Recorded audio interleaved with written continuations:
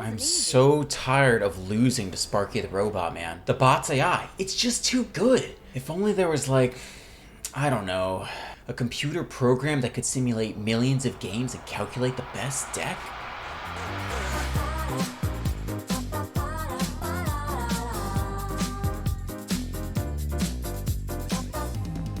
Welcome back, I am Dr. Ruckus, a Google software engineer who wrote MTG Arena from scratch so that I could simulate millions of games and tell you what the best decks and cards actually are. Let's rewind a bit. Why would I do such a thing? Well, first off, I just think the topic is incredibly interesting to work on and talk about.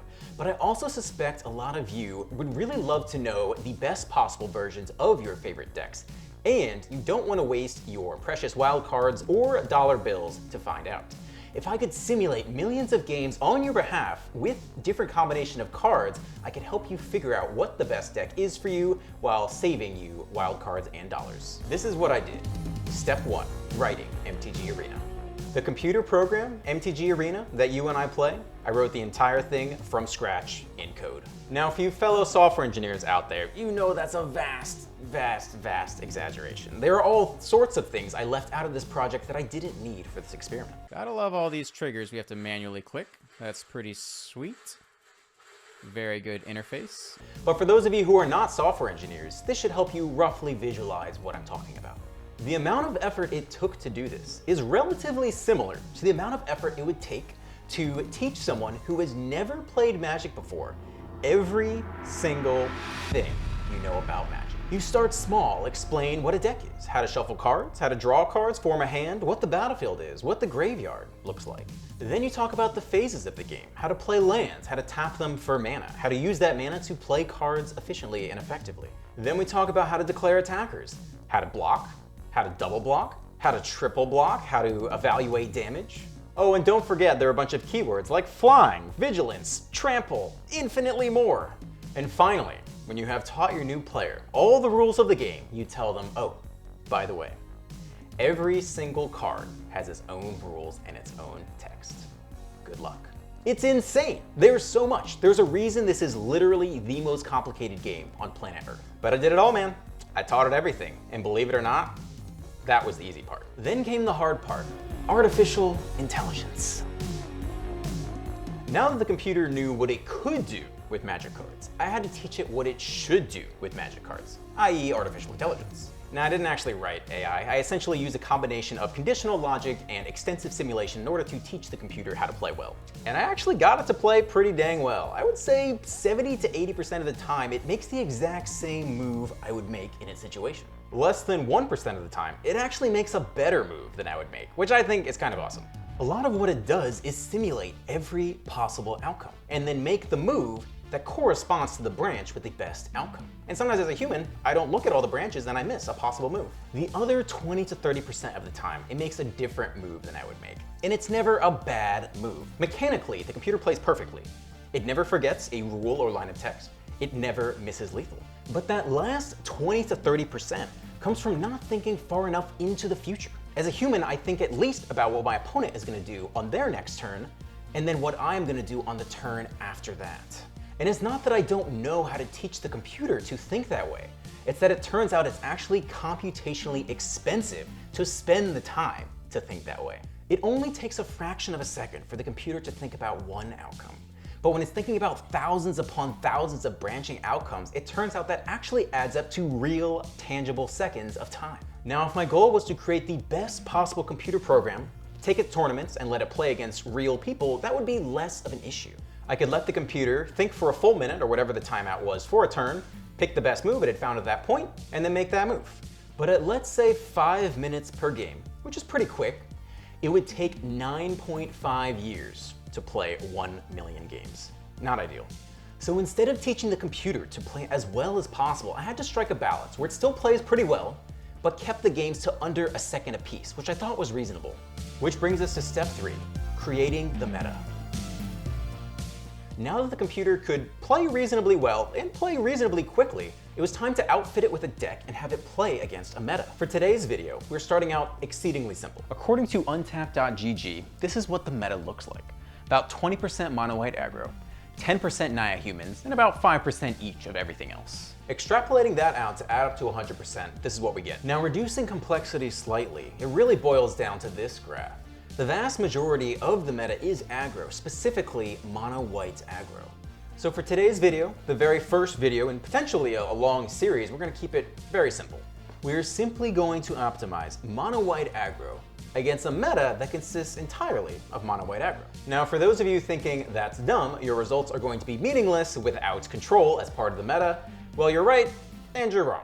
You were completely right in that I expect Thalia, Redain, and Elite Spellbinder to be much less prevalent in our fake meta, only versus aggro without control, versus in a meta that's more realistic and does have control, because since those cards are incredibly effective against the control matchups. They tear apart control decks, but tend to be slightly less immediately impactful versus aggressive decks. But you might be wrong, because since such a significant portion of the meta is aggro, I actually suspect that the best possible mono-white aggro deck versus a meta purely consisting of mono-white aggro might actually be incredibly close to the actual best mono-white aggro deck versus the real meta, including control decks.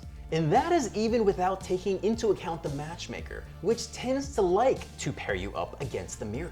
Who knows what your true experienced meta actually looks like? Ignoring untapped.gg, which shows everyone's meta, what is your meta when you play your deck? It might look more like this if you're playing an aggro deck, cutting the percentage of the control decks you play against even lower.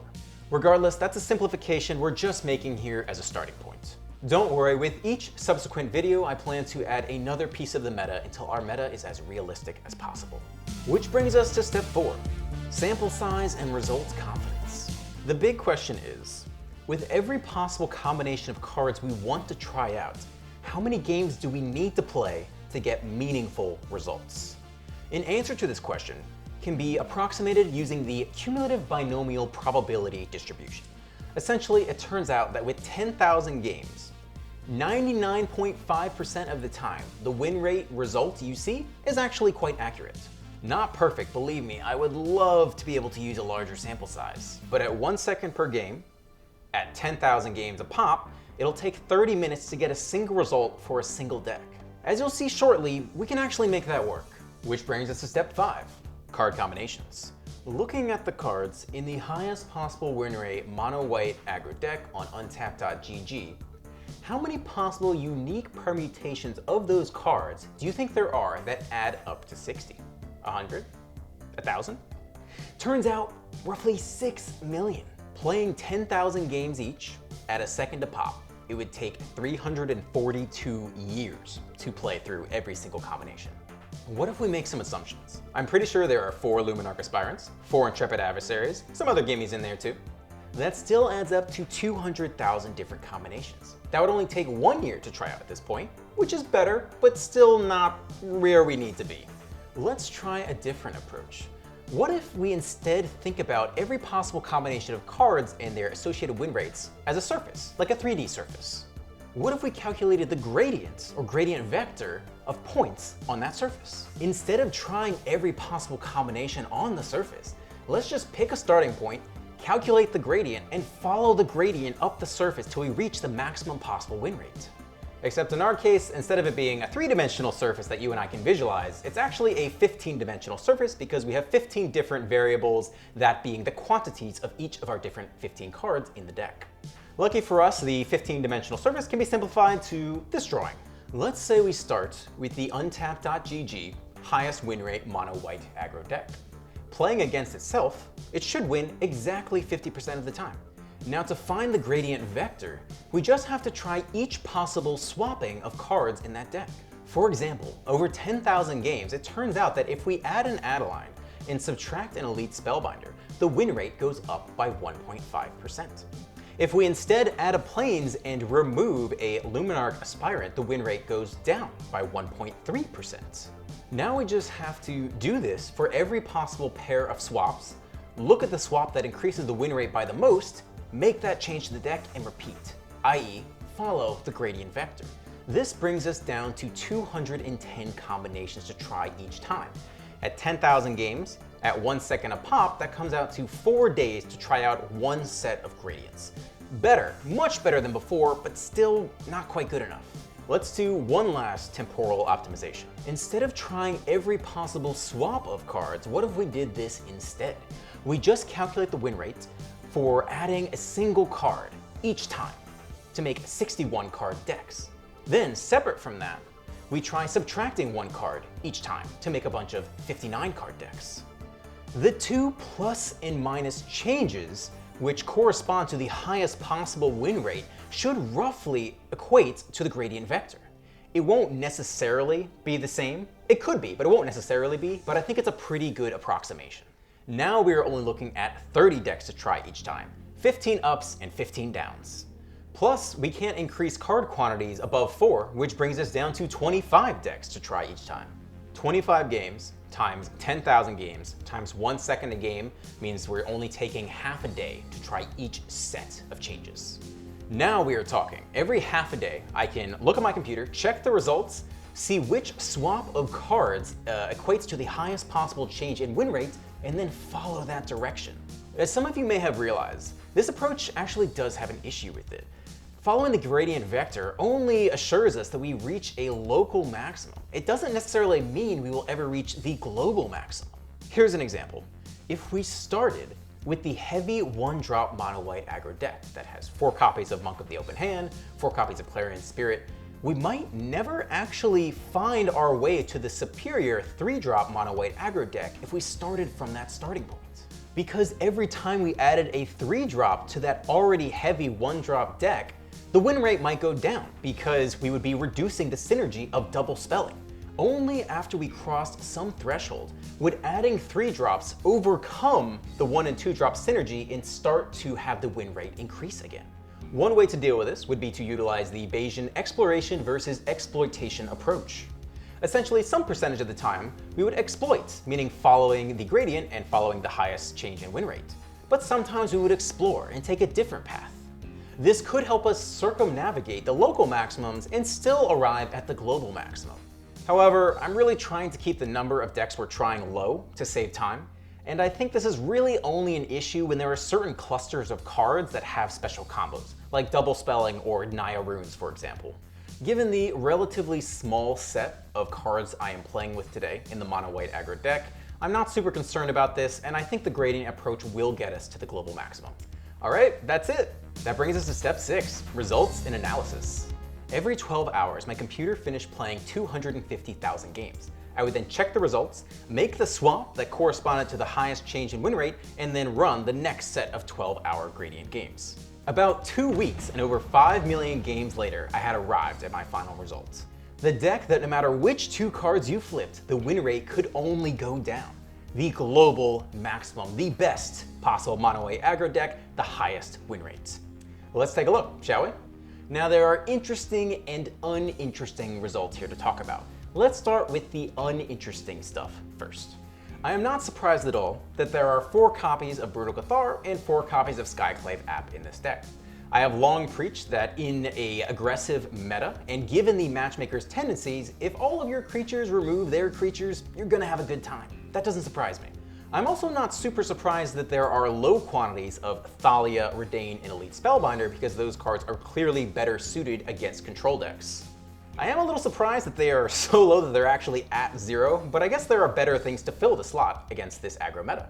Now onto the fun things. First off, only 1 Legion Angel. I was hoping the computer would spit out and say that 2 is the right amount because the card is so good that you should double your chances to draw it even if you can only get 2 more from the sideboard. But that's not what it says. It says 1, I'm not here to push an agenda, that's what the computer says, so that's what it is. How about Usher of the Fallen? Only 3 copies, that's kind of interesting, but I think that's actually less a reflection of the power of the card and more a reflection of the fact that the computer really wants to run 4 portable holes, and so to curve out efficiently, we already have a large number of 1-drops in that slot. Now I do think 4 portable holes is actually kind of interesting. Mathematically, it makes sense, right? For 1 mana, you can take out their 2-drop, and in this concocted meta that has tons of 1s and 2s against mono-white aggro, that makes a lot of sense why you might want to run 4. It makes me wonder if Stonebinder's Familiar should really be given a shot here, but I didn't throw it in the card mix, so we'll have to find that out next time. Sungold Sentinel, also at 4 copies, kind of interesting. I wasn't really sure how Thalia would do, because it's clearly a beast against control, but you know, a first striker, 2/1 first striker, it can be a menace to deal with for other aggressive decks, but Sun Gold Sentinel takes the spot here probably just because it has slightly better stats and can dish out damage faster. And lastly, 4 copies of Adeline.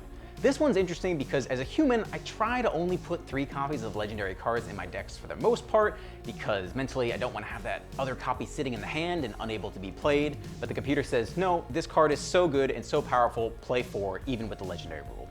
If you think these results are a little lackluster, consider 2 things for me. 1, if I do another video like this, I plan to add a control deck to the meta, probably mono black control, which should yield much more interesting results, i.e. how many copies of Thalia, Elite Spellbinder, and Redain belong in the deck. But 2, just imagine the potential of this. If you're not sure where to spend your wild cards, let me simulate a million games for you and tell you which one is best. At any point in time, I can tell you which individual card would increase your win rate by the most. I can help you tweak your mana bases in 2 and 3 colored decks to make sure you always curve out as often as possible. I can test decks against the meta to help you find the version of your favorite deck that will serve you best. So that's the potential. Now, before we move on to the gameplay and give this bad boy a go, I have one last thing to say, and it is important. This project was massive. Wrote MTG Arena from scratch, coded up a lot of individual cards, taught it how to play those cards, and ran hours upon hours of tests. Truly a colossal effort. So much so that I actually won't make another video like this unless I see pretty substantial interest in it. So if you want to see more videos on this, then hit the like button, hit the subscribe button, leave a comment. Those are the 3 metrics I will look at when I decide if it's worth my time to make another video like this. All right, that's it.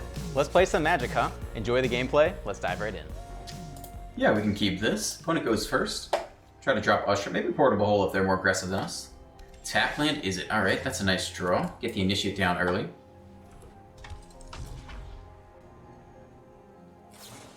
Flame Blessed Bolt. On their turn. Spike-Filled Hazard, all right, that's fine. Okay, we'll get the Usher down. It's not portable just yet. We'll see if we can get a treasure token later in the game. Trying to hold too much stick there. Expressive Iteration, okay. Mountain to Exile, 1 card to hand. Don't think there's much stick there. Go ahead and drop Adeline before combat. There is stick now. Perhaps we see another Spike-Filled Hazard here. Or another Flame Blessed Bolt. Voltage Surge, sure. Okay, Adeline comes down. Another iteration by the opponent. Draw. Land. Actually, Jeskai. So we're looking at Jeskai Hanada here, most likely. 2 mana open. Do we play into the counterspell? Let's not at first. 2 mana open's tough, especially this Hanada. They probably want the counterspell. We really want Legion Angel to land. So we're actually going to drop the Initiate here instead. There is stick. Yeah. It's tough to say. Next turn we can at least play around Jawari. Enter. We need that first Legion Angel to land. Goldspan, okay. Well, they will have 2 mana open here, so they can at least make disappear. We can take the treasure first, though. So Portable Hole about to come in clutch yet again. So we'll start here.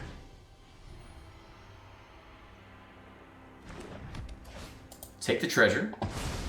Okay, now we can drop the Legion Angel uncontested. Feels good. Portable Hole showing its value even against the control matchups. Get in there for a lot of damage. When it drops down to 7. Let's see if they can do a big Hanada turn. Okay, tag with Goldspan, gonna have a lot of mana. They can definitely go Hanada Magma Opus this turn. Now, do we trade with the Legion Angel? Alright, I think we're going no blocks. It gives them more mana, but we can power Cave this turn. Try to push for lethal. Drop to 12. I bet we see Hanada hold open Opus. That's my guess. It's just Shadow Skull Smashing. Okay. Well, we have lethal, so let's just do it. Nice. Whew, got there. Hanada Opus might have been a little scarier. On the play, not looking too shabby. Luminarch on 2. No Portable Hole. Trying not to hold too much priority there. Give away what we have for the opponent. Hive of the Eye Tyrant. It's going to be tough. Shambling Gas is going to be a little bit tough here. Let's not Portable Hole now. Potentially can do that next turn. Drop the Aspirant. Got a little 2/2 action. Can survive for now. No blocks. That's just fine, thank you. They hold open Deadly Dispute. How do we feel about that? They're probably going to Deadly Dispute no matter what, so I don't know if we necessarily need to waste our Portable Hole here. Yeah, it's kind of tough. Alright, I guess we'll put the counter on the Aspirant. Yeah, that's fine. Little gap in audio there. Hopefully, doesn't come through. Alright, we'll drop just the Initiate. I'm not sure they have anything. They're passing really quick. Okay, they don't actually have Deadly Dispute here. It's hard to tell. But no stick there. Otherwise, if they had stick, I would not have gone for Portable Hole. Okay, opponent doing a lot of nothing so far. You can go ahead and drop you pretty safely. There is stick now. They do have some kind of interaction or removal. Well, they probably want to pick off the Aspirant, but we can't grow the Initiate if we do it that way. So, assuming they do have removal here, because there is definite stick now, let's put it on the Usher. Yep, we see the removal on the Aspirant. That's fine. Get in for 1. When it drops to 14, we'll play out the Sentinel as well. Strip them of the Infernal Grasp, not really relevant. Really just need to strip things, creatures and planeswalkers for Blood on the Snow later. Opponent with 4 mana, we see Henrika Delnathy is going to be a great Proto Cathar target. No -2 Massacre, luckily. That's a huge turn for us. Yeah, it's not going to feel that good, though. Here comes the Cathar. It's a lot of damage. They didn't have Meathook Massacre last turn, so I think they'll have to top deck it here. That's Mitsu, that's fine. I think we would have seen it.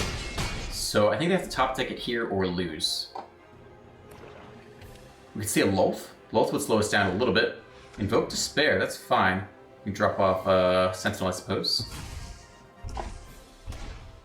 That does not do it, though. Alright. Swing here for lethal. Boom. That's how it's done. Beating up on control, too. Portable Hole. Actually valuable as long as you play around Deadly Dispute. It's good, too. Okay. Looks good enough. Nice little curve here. Cave on 1. Usher on 1. Up against Sancha. One with that Selesnya tap land coming down. Alright. Just drop a Sentinel here on 2. Nothing in the graveyard to pick off just yet. Bottom for 2. Opponent drops to 19. They are enchantments. We're going to have a nice little Cathar for them. Let's see what happens. They are enchantments. Now, we don't really care about that card that much, except for the fact that, so that they can copy the removal spell. So we will go ahead and play Cathar here. It's possible we wish we saved that for one of their targets that can grow a lot per turn. But if they go land, you know, Circle of Confinement, copy it. It's going to be pretty bad. Yep, here it is. Glad we made the move we did. They get back the Weaver, though. Nice. Portable Hole. Looking very solid here.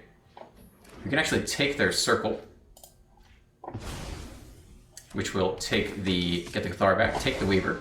Drop an Adeline on them. Feeling amazing right now. Alright. Very nice fun. It drops to 8. Portable Hole coming in clutch. 4 of in the deck. Opponent drops another Circle of Confinement here. Looks like they're eyeing the Cathar. They take the Cathar. Get back the Weaver. Okay. Is it enough, though? A lot of damage coming through this turn. And Michiko. They get some lifelink, but they can't attack with it. I think they're pretty much out of this game. Another Adeline. That's totally fine here. We can actually make you unblockable. Don't think it really matters. Let's just spam everyone in there. Opponent takes the free block there. Sure. And drops to 0. That's how it's done. Pretty awkward on the play. We'll give it a go anyway. I think probably slightly better than mulliganing. But does not feel amazing.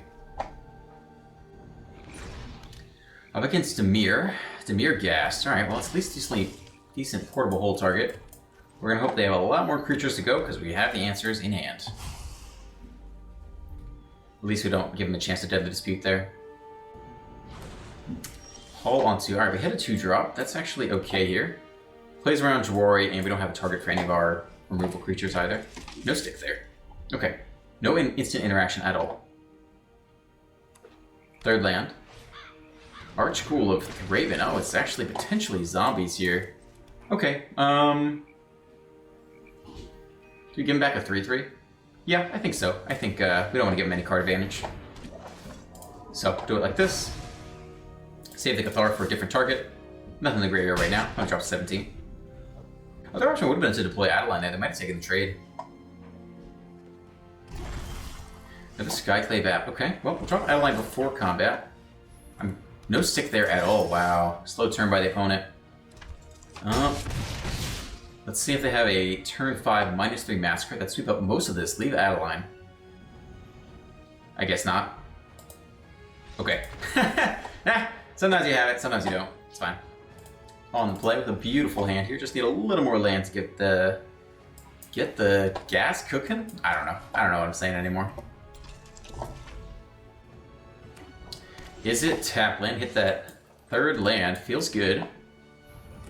Put the counter on the Aspirant. I've seen people do it different ways, but I like it this way. If they don't have removal here, then we're going to get in for a nice chunk of damage and grow the Initiate. Also plays around Spikefield Hazard, which they do tend to run Initiate. Expressive Iteration, very slow turn by the opponent. Wow. Okay, they're looking for answers right now. We can't really do a whole lot scary on turn 3. We're going to get an uncontested Adeline. Wow, that was huge for us. Here comes Adeline. Put the counter on the Aspirant again. Get in for 5 points of damage. 6 points, actually. One more from the Adeline.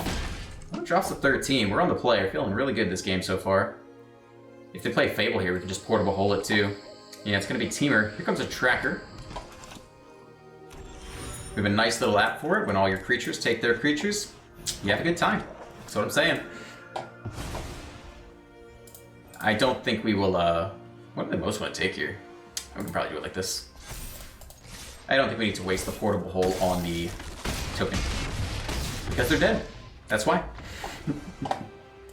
Not bad. Luminarch Run 2 is always a friendly sight. On the play, no Portable Hole target. Try to pass quickly here. Ah, the Mirror Paladin class. Now, do we really want to spend Portable Hole on that? Might save it for later. If they invest a lot of mana in it to level it up, then we'll definitely take it out. But for now, not our biggest threat. Sentinel. Yeah, we could probably go land Portable Hole here. What do we think about that? That's fine. I mean, Cathar can take a 3-drop, so I'm fine with that.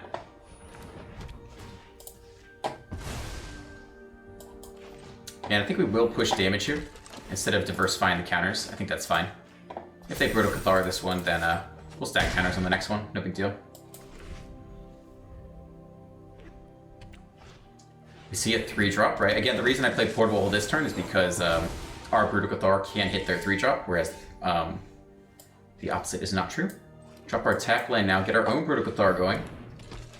Take their Brutal Cathar, classic shenanigans. Alright, we're going to stack the counters here just so we can keep shoving damage through. Also, Brutal Cathar is now the highest target priority, so this one will be the first one to go. Adeline, okay. And another Paladin class. I'm probably wishing they didn't have both those in the deck right now. Well, I'm definitely dropping Adeline of our own. And they scoop on that, okay.